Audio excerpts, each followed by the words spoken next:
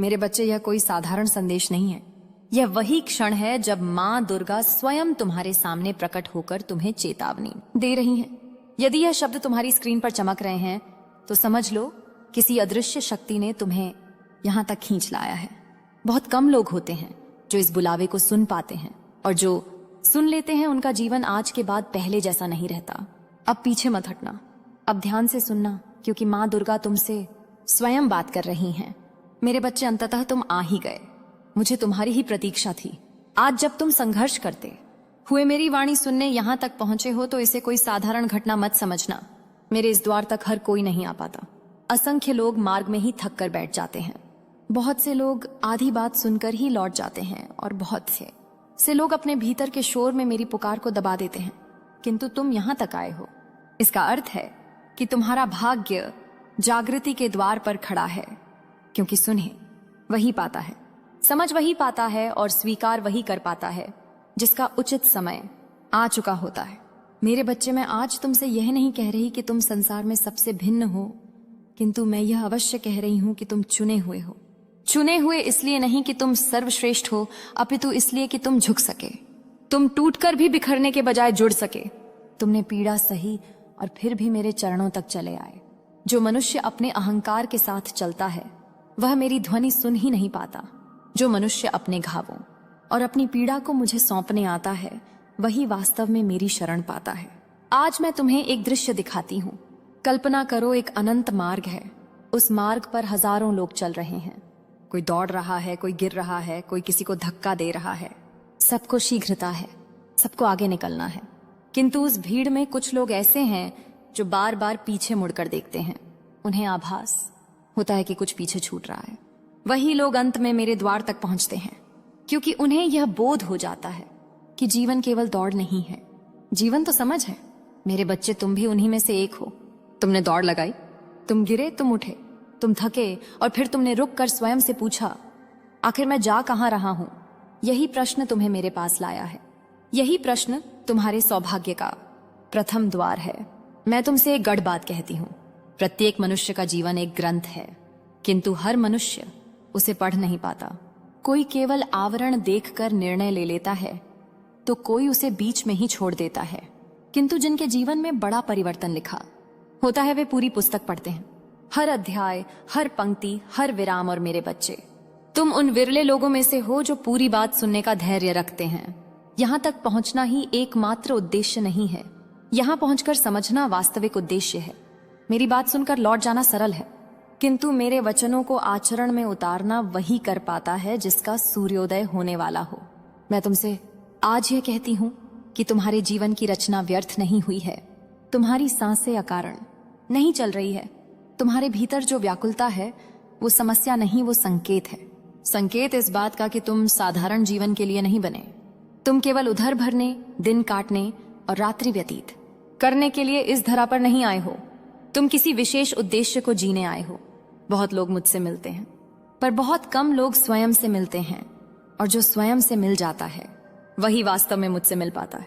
आज मैं तुम्हें तुम्हारे ही भीतर ले चलती हूँ, वहां जहां तुमने कभी झांक कर नहीं देखा, जहां तुम्हारा भय भी है और तुम्हारी शक्ति भी।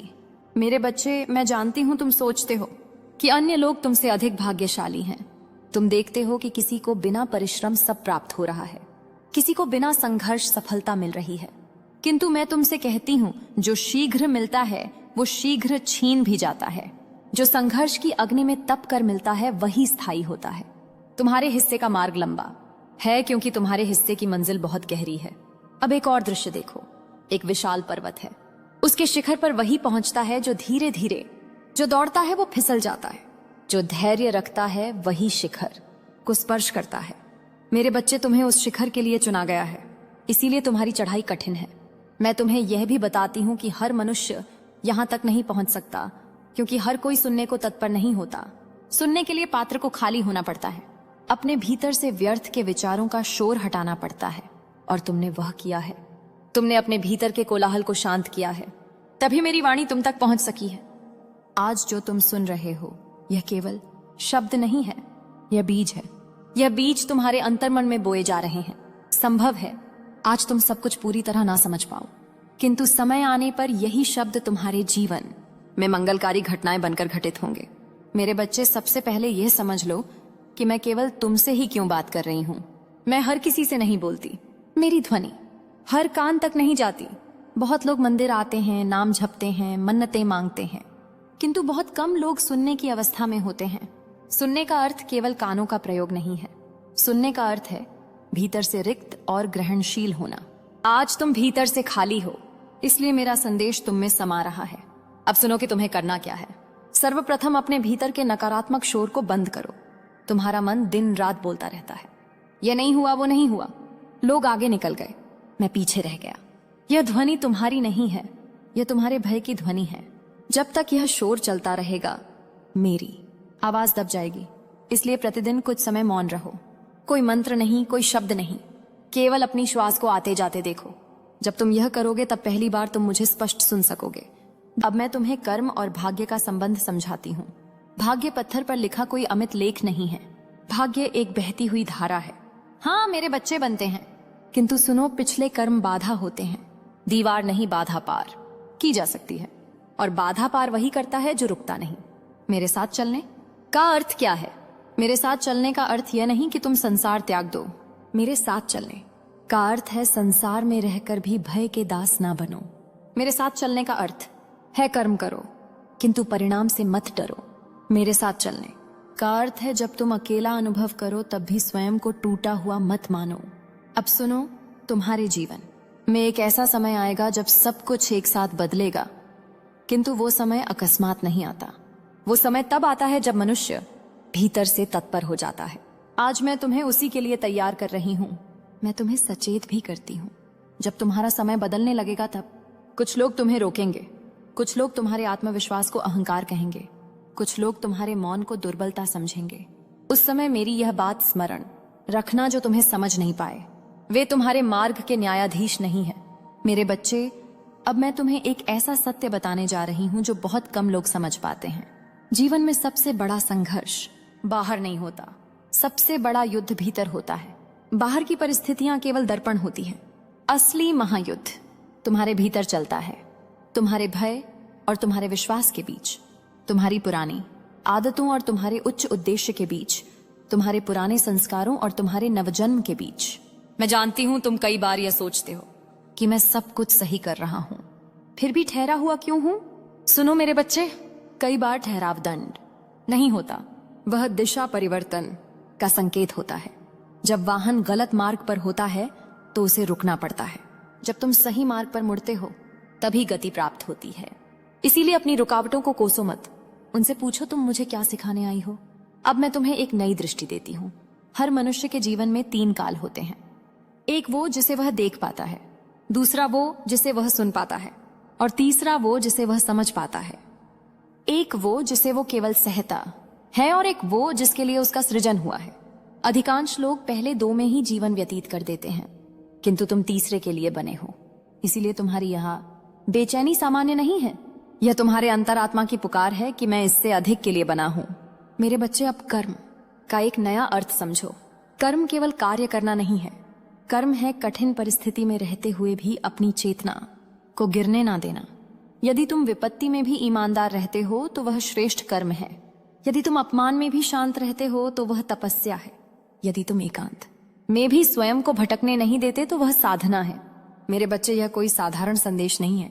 यह वही क्षण है जब माँ दुर्गा स्वयं तुम्हारे सामने प्रकट होकर तुम्हें चेतावनी दे रही हैं। यदि यह शब्द तुम्हारी स्क्रीन पर चमक रहे हैं तो समझ लो किसी अदृश्य शक्ति ने तुम्हें यहाँ तक खींच लाया है। बहुत कम लोग होते हैं जो इस बुलावे को सुन पाते हैं, और जो सुन लेते हैं उनका जीवन आज के बाद पहले जैसा नहीं रहता। अब पीछे मत हटना, अब ध्यान से सुनना, क्योंकि माँ दुर्गा तुमसे स्वयं बात कर रही हैं। मेरे बच्चे, अंततः तुम आ ही गए। मुझे तुम्हारी ही प्रतीक्षा थी। आज जब तुम संघर्ष करते हुए मेरी वाणी सुनने यहाँ तक पहुंचे हो तो इसे कोई साधारण घटना मत समझना। मेरे इस द्वार तक हर कोई नहीं आ पाता। असंख्य लोग मार्ग में ही थक कर बैठ जाते हैं। बहुत से लोग आधी बात सुनकर ही लौट जाते हैं, और बहुत से लोग अपने भीतर के शोर में मेरी पुकार को दबा देते हैं। किंतु तुम यहाँ तक आए हो, इसका अर्थ है कि तुम्हारा भाग्य जागृति के द्वार पर खड़ा है, क्योंकि सुने वही पाता है। समझ वही पाता है और स्वीकार वही कर पाता है जिसका उचित समय आ चुका होता है। मेरे बच्चे, मैं आज तुमसे यह नहीं कह रही कि तुम संसार में सबसे भिन्न हो, किंतु मैं यह अवश्य कह रही हूं कि तुम चुने हुए हो। चुने हुए इसलिए नहीं कि तुम सर्वश्रेष्ठ हो, अपितु इसलिए कि तुम झुक सके, तुम टूटकर भी बिखरने के बजाय जुड़ सके। तुमने पीड़ा सही और फिर भी मेरे चरणों तक चले आए। जो मनुष्य अपने अहंकार के साथ चलता है वह मेरी ध्वनि सुन ही नहीं पाता। जो मनुष्य अपने घावों और अपनी पीड़ा को मुझे सौंपने आता है वही वास्तव में मेरी शरण पाता है। आज मैं तुम्हें एक दृश्य दिखाती हूँ। कल्पना करो, एक अनंत मार्ग है। उस मार्ग पर हजारों लोग चल रहे हैं। कोई दौड़ रहा है, कोई गिर रहा है, कोई किसी को धक्का दे रहा है। सबको शीघ्रता है, सबको आगे निकलना है। किंतु उस भीड़ में कुछ लोग ऐसे हैं जो बार बार पीछे मुड़कर देखते हैं। उन्हें आभास होता है कि कुछ पीछे छूट रहा है। वही लोग अंत में मेरे द्वार तक पहुंचते हैं, क्योंकि उन्हें यह बोध हो जाता है कि जीवन केवल दौड़ नहीं है, जीवन तो समझ है। मेरे बच्चे, तुम भी उन्हीं में से एक हो। तुमने दौड़ लगाई, तुम गिरे, तुम उठे, तुम थके और फिर तुमने रुक कर स्वयं से पूछा, आखिर मैं जा कहां रहा हूं। यही प्रश्न तुम्हें मेरे पास लाया है। यही प्रश्न तुम्हारे सौभाग्य का प्रथम द्वार है। आज मैं तुम्हें तुम्हारे ही भीतर ले चलती हूं, वहां जहां तुमने कभी झांक कर नहीं देखा, जहां तुम्हारा भय भी है और तुम्हारी शक्ति भी। मेरे बच्चे, मैं जानती हूं तुम सोचते हो कि अन्य लोग तुमसे अधिक भाग्यशाली हैं। तुम देखते हो कि किसी को बिना परिश्रम सब प्राप्त हो रहा है, किसी को बिना संघर्ष सफलता मिल रही है। किंतु मैं तुमसे कहती हूं, जो शीघ्र मिलता है वो शीघ्र छीन भी जाता है। जो संघर्ष की अग्नि में तप कर मिलता है वही स्थायी होता है। तुम्हारे हिस्से का मार्ग लंबा है, क्योंकि तुम्हारे हिस्से की मंजिल बहुत गहरी है।